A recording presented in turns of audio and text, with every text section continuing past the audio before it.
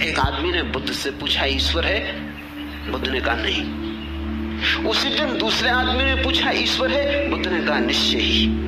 और उसी सांझ एक तीसरे आदमी ने पूछा और बुद्ध चुप रह गए। रात आनंद उनसे पूछने लगा, मुझे पागल कर दोगे क्या? क्योंकि आनंद तीनों मौकों पर मौजूद था।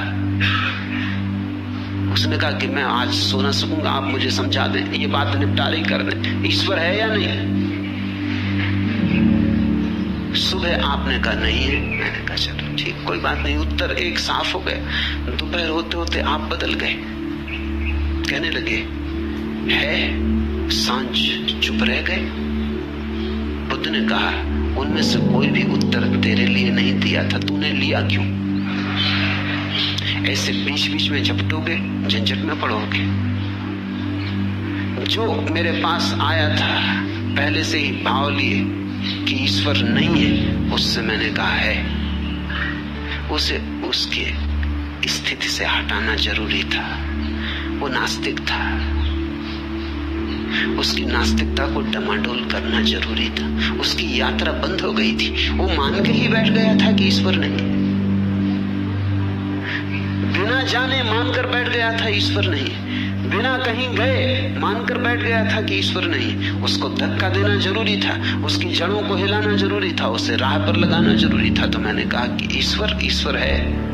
वो जो दूसरा आदमी आया था वो मान के बैठ गया था ईश्वर है, बिना खोजे, बिना आविष्कार किए, बिना चेष्टा, बिना साधना, बिना श्रम, बिना ध्यान, बिना मनन, बस मान के बैठ गया था उधार की ईश्वर है। उसे भी डगमगाना जरूरी था। उसकी श्रद्धा झूठी थी, उधार थी। उससे मुझे कहना पड़ा ईश्वर नहीं है। और जो तीसरा आदमी सांझ आया था उसकी कोई धारणा न थी, कोई विश्वास न था। वो परम खोजी था।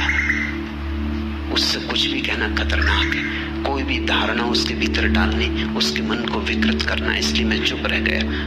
मैंने उससे कहा मौन उत्तर है, और वो समझ गया।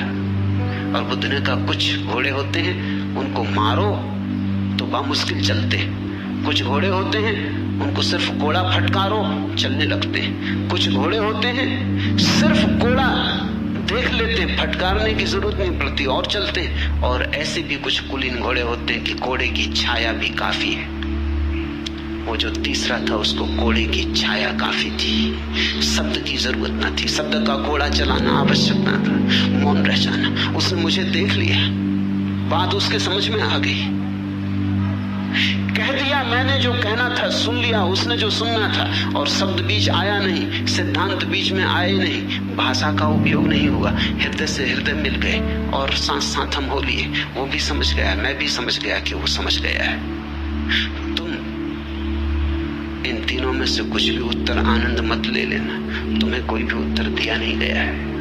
काश तुम इस बात को समझ लो तो तुम्हें महापुरुषों के जीवन में जो विरोधाभास दिखाई पड़ते हैं वो तत्क्षण विदा हो जाएंगे।